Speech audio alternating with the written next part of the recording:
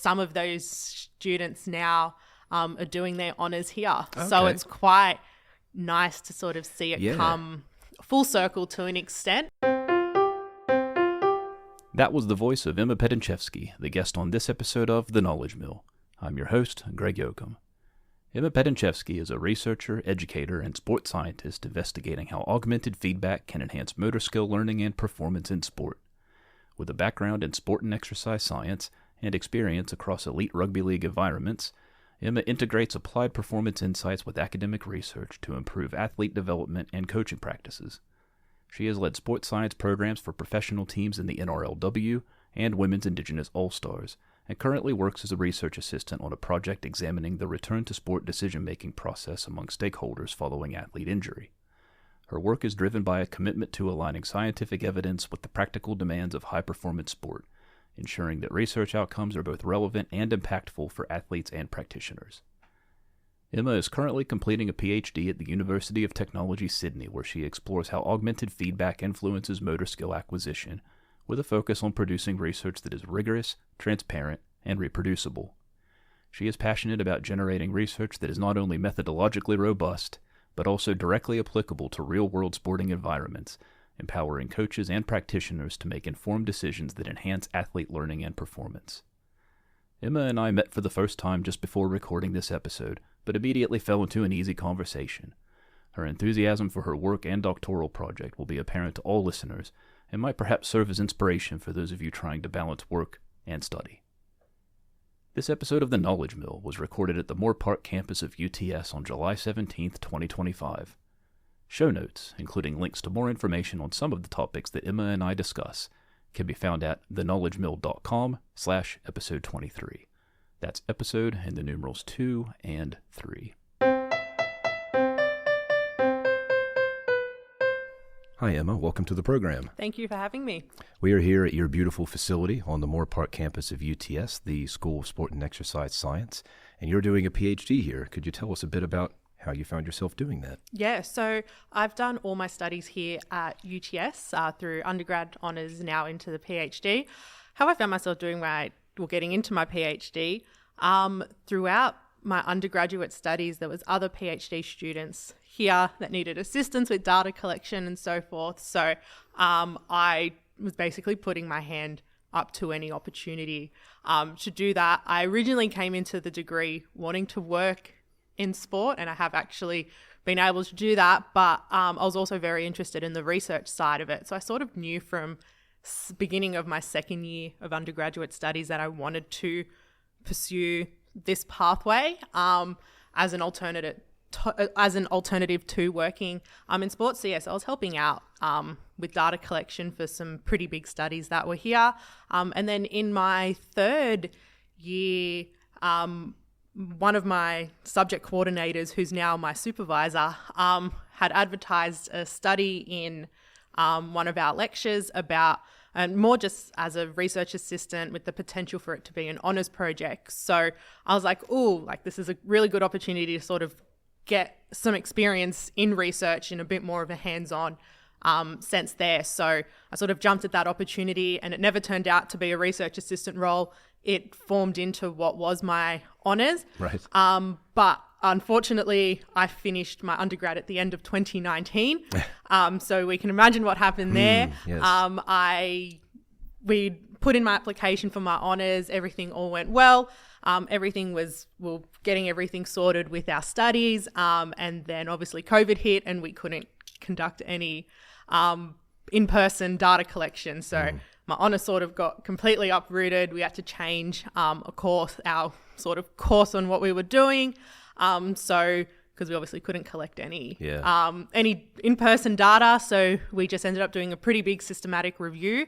And then that very much led into my PhD. So my PhD is based off of the findings from my honours project. Oh, nice. It's good when it works out like that, actually. You just flow right in. Yeah, so so it's like a very clear sort of path of we got an evidence base for it from my honours, and then now we've built all of our studies based off of the honours project. Nice. And so you've sort of stolen back some of the time you lost to Yes. COVID delay, which is good. Yeah. Yeah.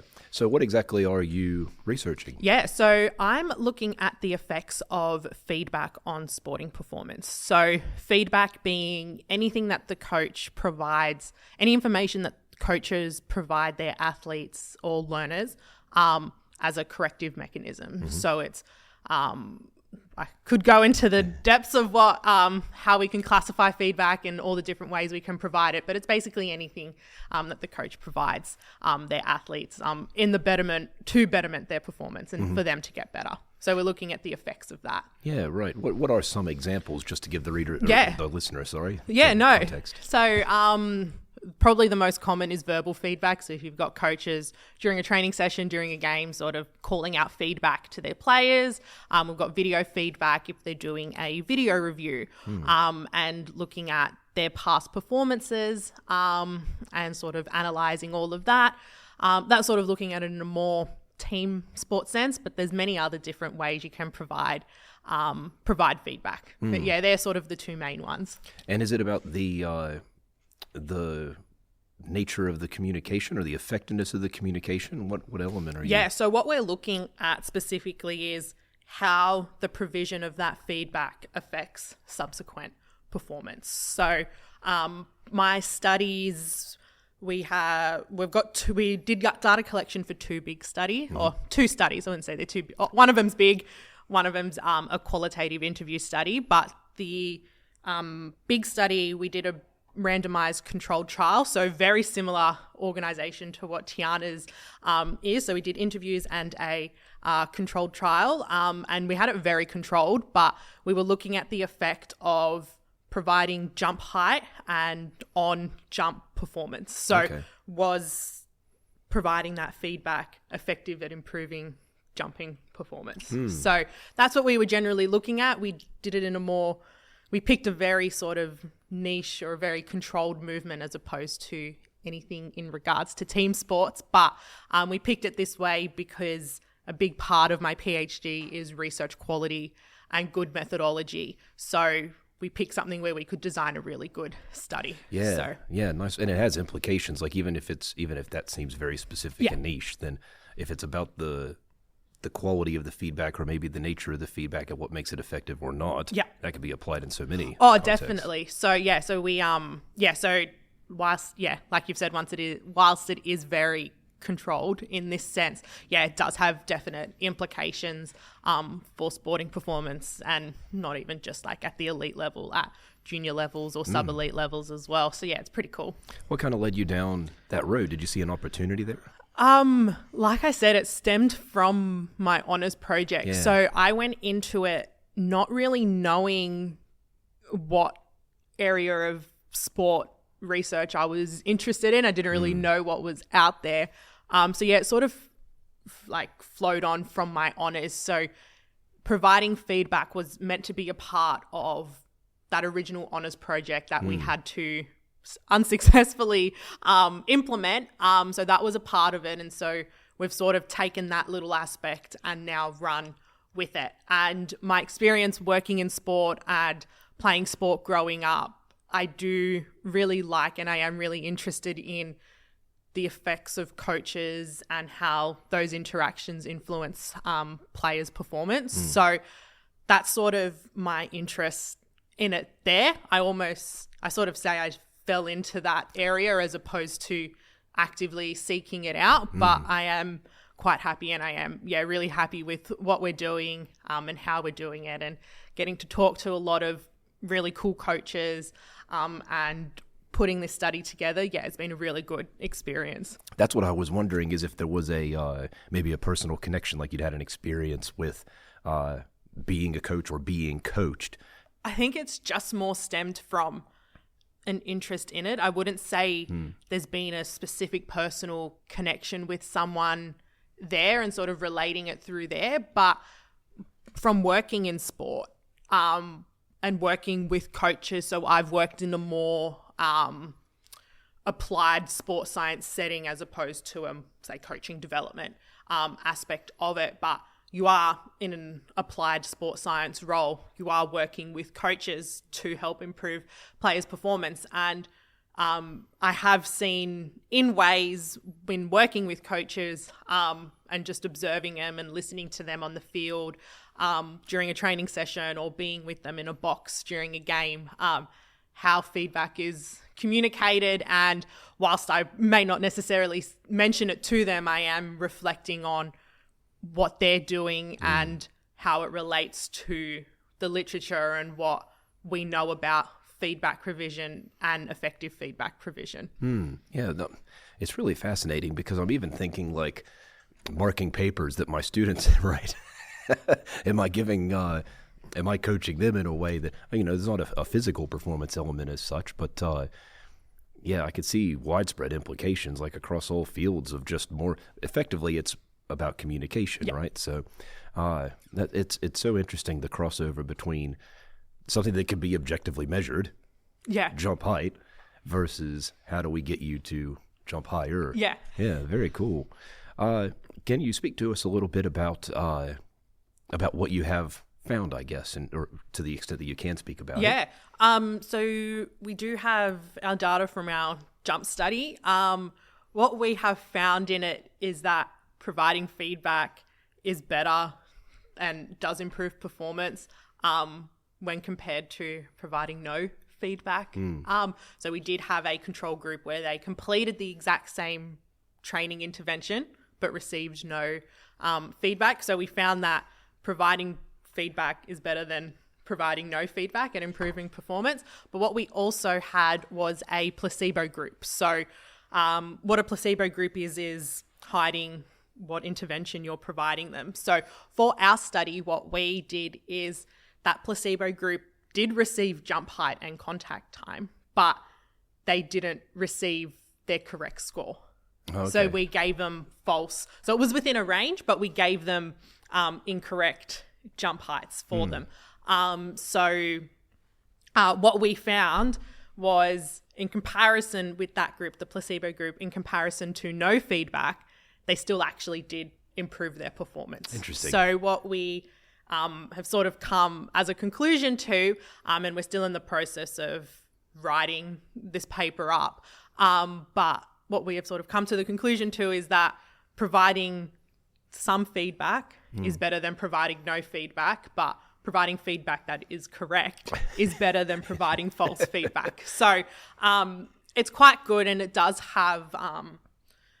actually have widespread effects and influences if we're looking at it within a sporting realm, particularly. So there's a very common phrase in management and I guess like worker behavior, that which gets measured gets done. And so that's actually because it kind of defies that sort of a common sense, a common saying. But because in the case of the group where they're being given no feedback, but they are still measuring their progress, if incorrect progress is still, that group is still better because they had the coaching. That's quite powerful, actually. It's a very good insight. Before we started recording, I asked you how far along you are, but for the benefit of the listener, could you tell us how far along you are in your study and how you're finding everything? Yeah, so I'm actually in my 4th year of my PhD, so fairly a long way through. I was a full-time student and I have dropped to part-time. Because I have some other work on another project where I am a research assistant. But throughout the PhD, it's been quite good. I have a really supportive supervisor team, and the experience has been really great. We've got a really good group of PhD students here at SOSA in our school. So it's a really great environment. It has come with its challenges in managing external employment and external commitments. But overall it's been quite good. How many PhD students are here?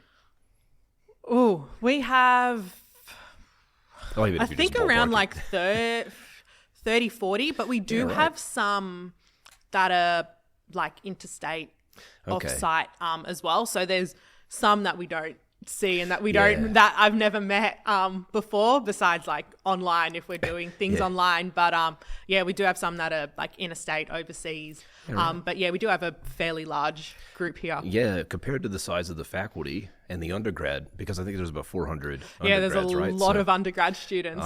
But that's quite a big proportion, actually, that are. But it seems to me, listeners might also have heard the previous episode with Tiana, and we were speaking about just the whole apparatus here and how it's very structured in the sense of you can very easily find yourself in your undergrad doing an honors, doing a PhD, and there you are. And it's like, wait, how did this happen? But there has to be a good setup for that. You mentioned before that you have some other employment happening. What are you doing there? Yeah, so currently I am working on another research project in a completely different area of research to my own. It still is within sport, but it's looking at return to sport decision making. And so we're engaging in stakeholders in return to sport decisions. So athletes, coaches, physios, doctors, strength and conditioning coaches, and we're looking at the decision-making process around return to sport after injury. So that is a part-time role, hence why now I am part-time on my PhD, just because there was no way that I could successfully manage both projects and be able to put my all into both projects. The good thing about this additional project that I'm on, working as a research assistant for, is that the lead investigator is my primary supervisor for my PhD. So that setup is really good for me, and it works really well because he knows what my workload is in both. I don't think I would be able to do what I'm doing if I was potentially working at another institution or working potentially in another faculty, even if it was within UTS. Having my primary supervisor, Franco, he's overseeing both projects, so he knows what I'm doing. It is really beneficial. So he knows, and we know, and we have really great communication on, this is a bit of a priority now, so we may have to focus on the project, or actually it's a bit of a slower time for the project. We can focus a bit more on the PhD. So we do have a really good balance, and my other supervisors are all on board and really supportive of it too. That's awesome, because you hear some stories about supervisors who just don't even reply to emails, whereas you've got the case of supervision in two different capacities and kind of having it both ways, as it were. That's really good. You noted that it's a completely different field that you're researching with that project, but has undertaking that project informed your PhD or your approach to it at all, or made you think differently about it? I don't think I would necessarily say it's informed it. I think my experience outside of my PhD has helped me with this project in particular, just being involved in a professional elite sporting environment and having a role in those decisions. I would probably say it's more the opposite in my PhD helps me with this particular project. A big part of this project is recruitment and getting participants in, and that is a really big struggle in any form of research. And so for my study, my PhD study, my big one, we had to do a really big recruitment drive for that. And so I think what I have learnt from that has helped me a lot in the recruitment drive for this additional project. So how do you get so many people to come along for a study? It depends. Being very persistent is what I have found, especially when we require a fairly high sample size. You have to be quite persistent. So it's consistently following up with people, consistently contacting people, whether it's finding their emails and just cold emailing them, or messaging them on LinkedIn, or if you have a personal relationship or a professional relationship with someone that may know other people, using that snowball effect to go through that way. But the big thing is persistence, and it's not hard. It is hard. It's not easy.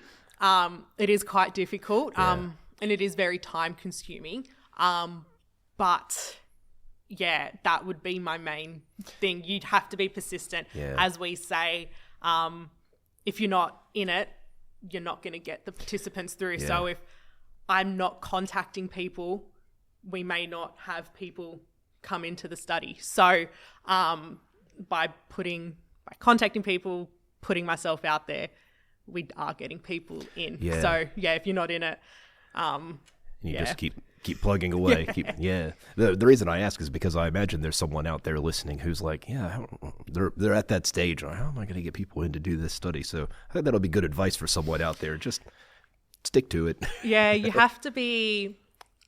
How do I describe it? Like I'm cold emailing a lot of people, particularly for this project, not for my PhD, for this project. I'm cold emailing a lot of people. I've had to sort of get over the anxiety of just cold emailing people. And to me, how I look at it is it's work. It's not a personal reflection. If they don't respond to me, it's not anything about me or anything about the project. It's they either haven't seen the email, it hasn't reached them, or they're either just not interested. And it's just not trying to take that personally. And it's hard to, especially when you are so attached to your work. And I experienced that as well with my PhD, like so attached to your project and you want it to succeed. So you want people involved. But yeah, you just have to remember that, I sort of have to separate it in my brain that it's work and it's not a personal reflection on me and what I'm doing and all of that. It's just they may not want to be involved, and that's okay. Yeah, that's right. And at the end of the day, we're not entitled to their explanation. No, of course. But I've been in exactly that situation, and I even had like in my darkest moments trying to. In the end, I had just a single case study. It was quite a small organization, but even just working with students actually on the same thing, the same concept, which is design thinking that I was researching. I'm always just thinking to myself, like, if you would just take this seriously, I'm trying to help. But you can't make them do it. So. Yeah, and it's like no one is as passionate about your research as you are, unfortunately. There are people that do it, but there's going to be people that are just not interested, and that is not a reflection on your work. All your work is still important, and what you're doing is still important, and it still has value. It's just some people may just not be interested, which is what it is. Yeah, that's right. Amongst those who have taken you up and participated in the study, have you got any feedback about what they got out of it?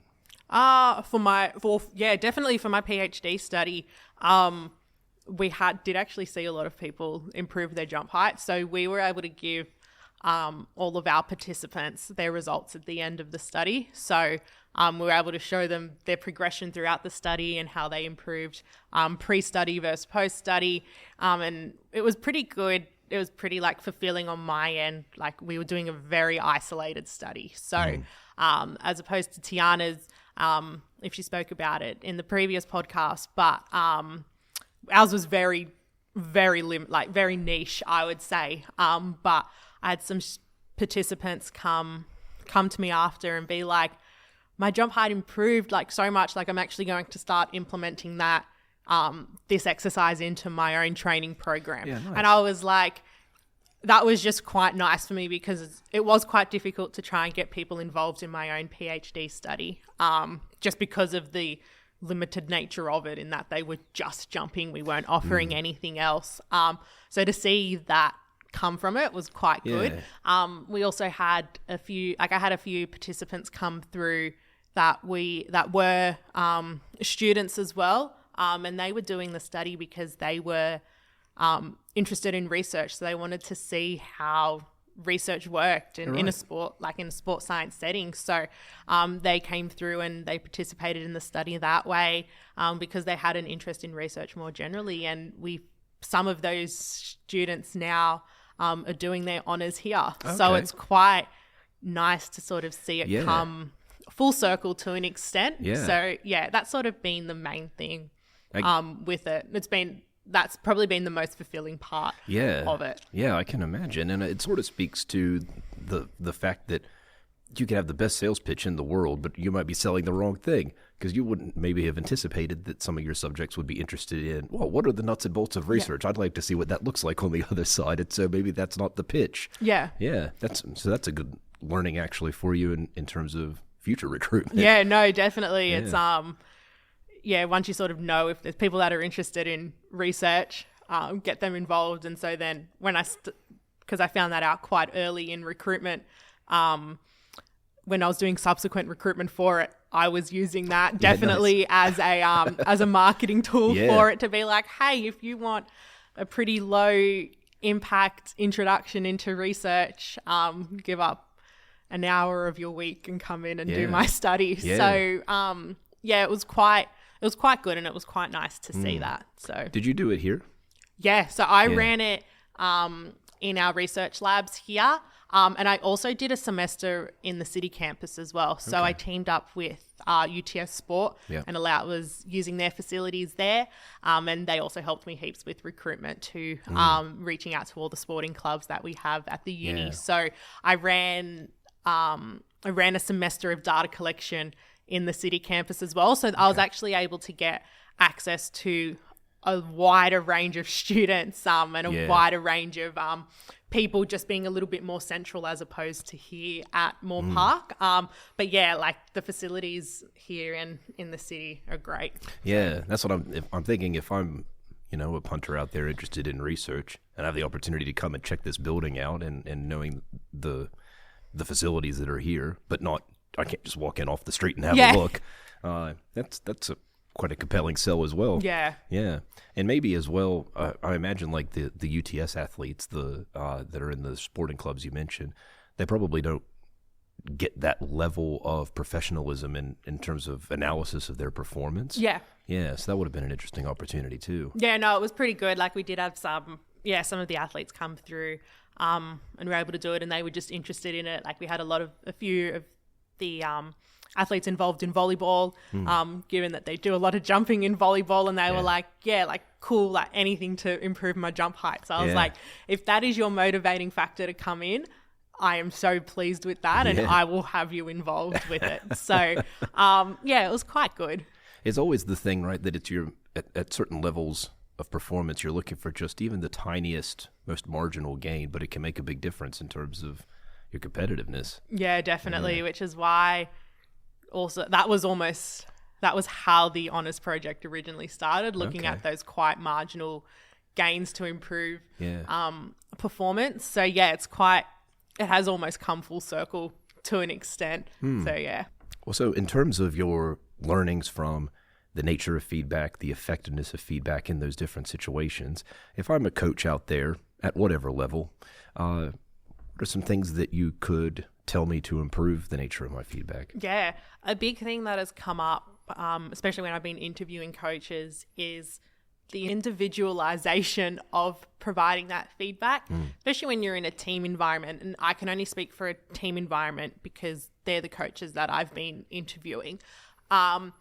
You have a lot of different personalities in your team, and you often have to provide feedback to the collective, but you also have to provide feedback on the individual level.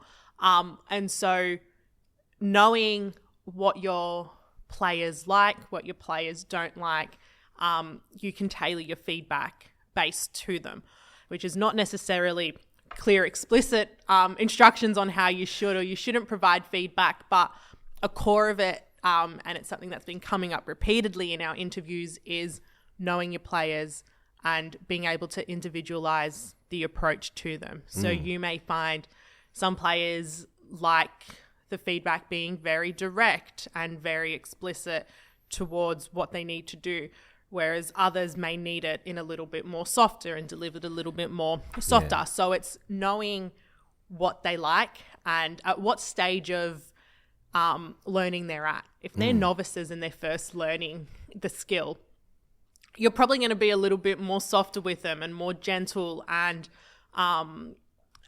be a bit more nurturing and be a bit more supportive, as opposed to an elite athlete where they might need to be, it might need to be a bit more direct and to the point, because you don't have the time or the opportunity to be able to have that there. So it's very different there. A lot of what we say when we provide feedback is it's based on the characteristics of the individual, at what stage they're learning at, and what type of sport they're doing or what type of activity they're involved in. So you might be providing feedback very frequently, you might be providing it a lot, or it might be, actually, let's let them just play and perform the skill, let them make mistakes, and then we will step in and provide feedback. So it is very individualized. So that's why we ended up doing this, because what my systematic review from my honours revealed is that we don't actually know what the best way to provide feedback to our athletes and our learners is, because there are so many of these differing factors within individuals, within teams, within sports that impact it. So I can't necessarily give explicit instructions on what coaches should do, but a big core of it is knowing your players, knowing your athletes, and knowing your sport. You know your sport best. So being able to tailor it based to that. Yeah, that's right. And I think it's just, it may not be specific advice, but I think it's a good reminder that there's so much more to coaching than just trying to hammer the best performance out of players. That there is a personality dimension and a mental health dimension, and what works for an extrovert may not work for an introvert, and that kind of thing, as well as maybe different, like you already mentioned, different skill levels, novices versus more elite athletes.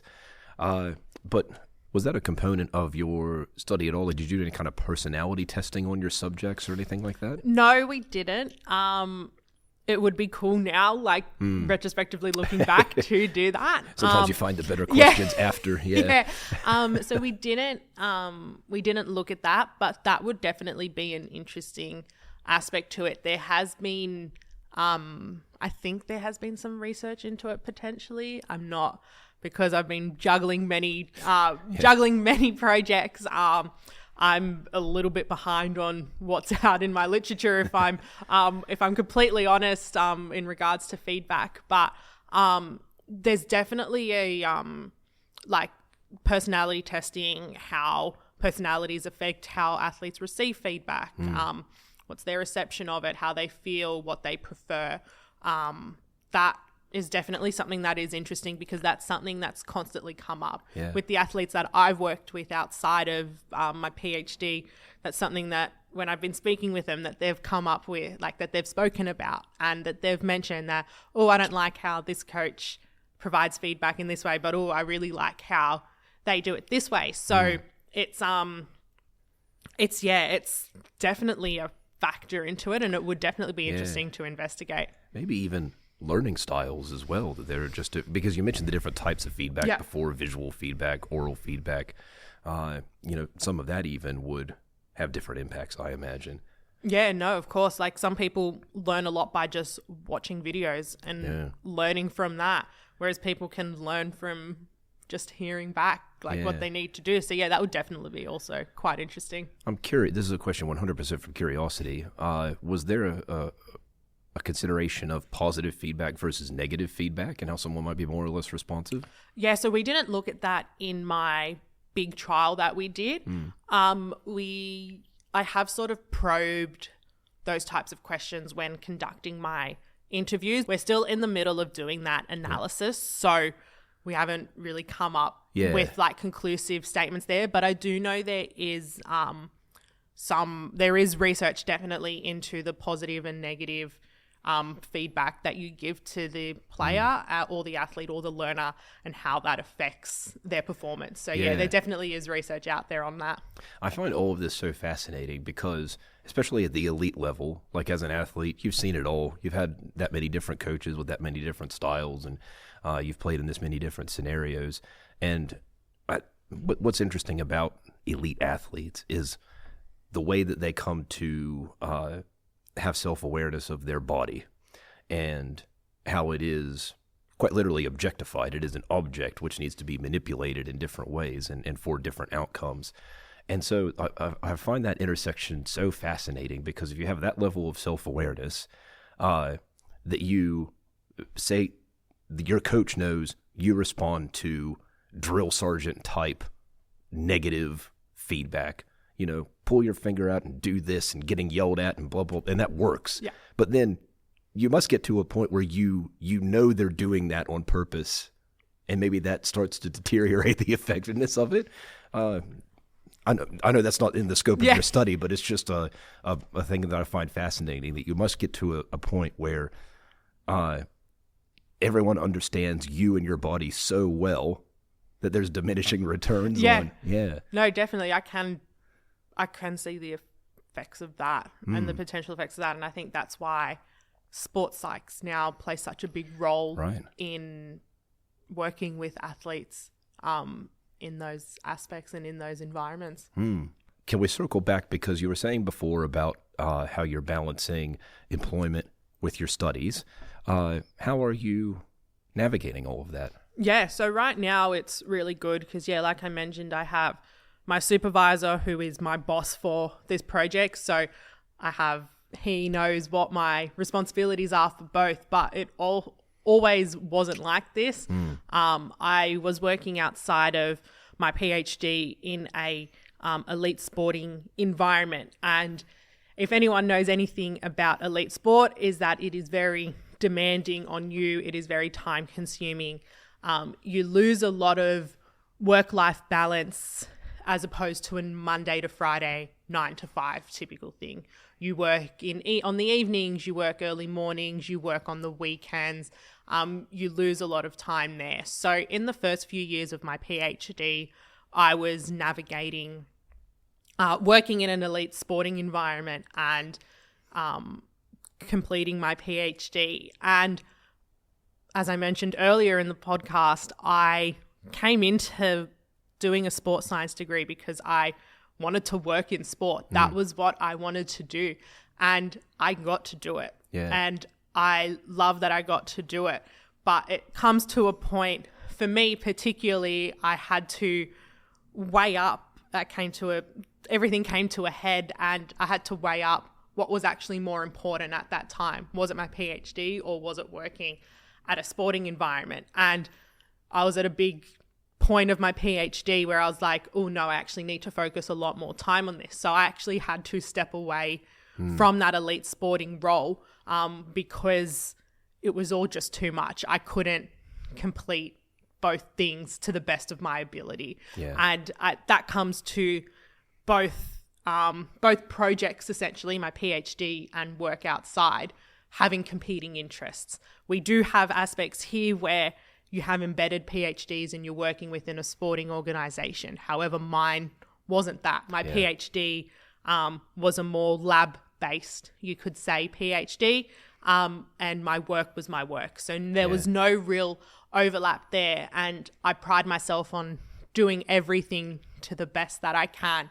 and I will bend over backwards to do it. But it got to a point where I couldn't keep bending over backwards to maintain it, and something had to give. And to this day, leaving elite sport was the hardest decision that I had to make because I did love it. I didn't not like what I was doing. I really loved what I was doing. I just couldn't sustain it anymore. And something had to give. And unfortunately, at that point in time, that was what had to give. And I couldn't do both at once, both at the same time anymore, as much as I wanted to. Yeah. Well, it's in addition to just the way that it takes up all your time, both of those projects, the job and the doctoral project, it's cognitive labor, it's knowledge work, and it's taxing to just always, your brain is always on full speed. So I feel like you get it, like I said, it's one thing to just be busy all the time, but it's another thing to be constantly on and thinking. That's so much more taxing. Yeah, no, definitely. And it basically came to that point. I was like, I just can't do this anymore. And I had to step away. And I still get the opportunity to work in the elite sporting space. And I work in more of a campaign sense now. So it's quite short term, week to 2 week blocks, and then I'm done. So that is a lot more manageable, and that is a lot more fun. But it's like you mentioned, it is quite cognitively and mentally taxing when you are always on. And that's what I found. I wasn't sleeping well. I wasn't eating well. Mental health, I would say, severely declined because I was just like, I just can't do this anymore. I can't do both. And I honestly did have a couple breakdowns to my supervisors, to my parents, and I was like, I just can't do it anymore. Yeah. And the priority is the PhD. And once I started the PhD, that was always the priority. That was what I wanted to do. It's a big ticket item for me to be able to do and to be able to successfully complete it. It's something that I've always prided myself on, being able to complete things that I start. So yeah, it was like I said, unfortunate, but what I always wanted to do was the thing that had to give. That, I think, is an under-discussed element of doing PhDs, is that the person who starts the PhD, but definitely the person who finishes the PhD, they're not the kind of people who give up on things. Yeah. And so because what you're describing is a very thoughtful weighing of pros and cons and what you're physically and mentally capable of doing. And so that's a very educated adult decision that you've made, that you can do this. This is the priority. You're going to do that. But I can relate to that feeling of loss, that you feel like you gave up on the other thing. But from where I'm sitting, I see it differently. I see it as just you're following the thing that matters to you. But yeah, I think probably if there are other people out there listening, doing PhDs that have been in similar situations, it's hard. It's hard to let something go. Yeah, no, and doing a PhD is also not easy. And trying to do that and juggle something that you've always wanted to do and having to then let that go is hard. And I really commend the people that work like full-time and complete a PhD part-time. And managing both of those aspects, I am very lucky in that I'm part-time PhD, my work is part-time. And so I do have a little bit more segregation, and I am quite aware of the privilege that I have in that. But I also do know that that is also not the same circumstance for everyone. Yeah. And I know you have to work and doing that, and I know how taxing that can be. And if I can relate to how I felt and I was working sort of more part-time roles, I can only imagine how much more taxing that would be for other people as well. There are a number of people who do industry PhDs where they're actually studying the organization that they're working within, and I've always wondered, like, how do you separate this at all? When I finished my thesis, it was in the first of those COVID lockdowns that we had. This was before my son was born. It was just my wife and I at home in the lockdown. And in some ways it was a silver lining for me, because it forced me to just sit down and finish the thesis. I could not do anything else. But as well, I was teaching online at the time, finishing the thesis, and I had a desk set up temporarily in our bedroom that I would set up in the morning, work, break it back down at night, because we were in quite a small apartment. And it was just zero separation between, the most separation I had was walking from the bedroom into the living room, and then to the kitchen to get a coffee or something. But for me, it wasn't so dramatic because I would have been in that lockdown focus mode anyway. But it did occur to me at the time, if you had to do this if you're doing a part-time PhD, 6 or 8 years, that's intense. Yeah, like it's a lot. And yeah, like I said, I am in my 4th year, so I will extend into my 5th year. And yeah, like it is intense for me now trying to juggle both, but yeah, doing that for the entirety of your PhD for such a sustained amount of time. Like, I take my hat off to those people because, it's a massive achievement trying to do that. Yeah. And I mean, just in a span of 8 years, so much can happen in your life. Fall in love, get married, move house, have a kid, have 2 kids. Yeah. Things can change over, and you can't anticipate that when you're starting. Yeah. But anyway, rather than speculating about part-time PhDs, but I guess what we're getting at is, if you're out there, we see you. Yeah. And we appreciate what you're doing. Well, I think that gives us a very nice segue into the final questions that I like to ask everyone. The first of which is, what's on the horizon for you? It seems like you have a lot on your plate, but maybe in between all of that, you've looked forward about what might be next. Yeah, so first main goal is finishing the PhD and submitting the PhD, and alongside that, getting all of my papers ready for publication as well. So we do have our data. We're just in the midst of analysis and doing all of that. So they're the two main goals. Probably finding full-time employment after. That would be the next step. My research assistant role is a 2-year fixed-term contract. So once that's done, it's done. So then I have to find something else. So looking for that. So that's probably the next steps career-wise, what I'm looking at. There are some conferences coming up within the next year or so, probably looking more towards next year, that I'd look at going to and presenting some of our work. But that's sort of the main stuff career-wise looking at. Yeah. Yeah. And do you have any thoughts about, do you want to stay in academia or do you want to? Yeah, I think so. Yeah. It's a lot more stable than professional sport. So that's probably, I would say that is the goal. I have always thought about potentially going back into professional or elite sport. It would be very different now because you do go, I would be working in a full-time sense and I wouldn't be juggling a PhD and working in a role like that. So I am still open to it. I do think though I'm more, I think it's like an 80-20 academia to sport. Yeah. But I think academia, researching sport, which is what I'm doing, gives me still that exposure to those environments. And so I still am very fulfilled in what I do. That's what I'm thinking. And at the risk of these podcast episodes becoming marketing material for the Sport and Exercise School, because I keep singing the praises of the Sport and Exercise School. It seems like with all the partnerships, the external partnerships in the sport organizations that the school aligns itself with, that probably you could satisfy that 20% desire just by working in the research center and the athletes that come in, and you've got Rugby Australia right next door as well.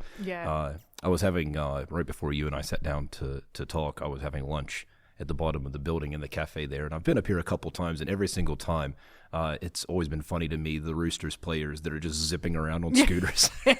So you're really in the midst of it up here. Yeah, it is an awesome facility here, being in amongst all of, like, being right next to the Sydney Football Stadium, and having all of these teams and athletes literally all around us. The last question that I like to ask everybody is, what is something not related to your PhD that you're excited about at the moment? Got a couple holidays planned. Nice. Where are you going? Going to Bali in October. Yeah. With my boyfriend, because we have a friend's wedding there. Fun. And then as of yesterday, we are going to Las Vegas and Hawaii at the beginning of next year with my family. So nice one. That's pretty cool. They're the two main trips that I have locked in. Yep. I am now recognizing the importance of having that balance there, and still going out and enjoying and having holidays. Yeah. Because I was very anti that at the start of my PhD, and I was very head down just working. So now I'm taking almost every opportunity I can to go in and take a break and enjoy life outside of the PhD. Yeah, I think you have to. It's when I was near the end of mine, I went to a conference in New Orleans, which that was just an opportunity I couldn't say no to. And I added on a couple weeks of travel around the U.S. And this was, when I say it was toward the end, this was in June 2019. And as I said before, I finished in June 2020.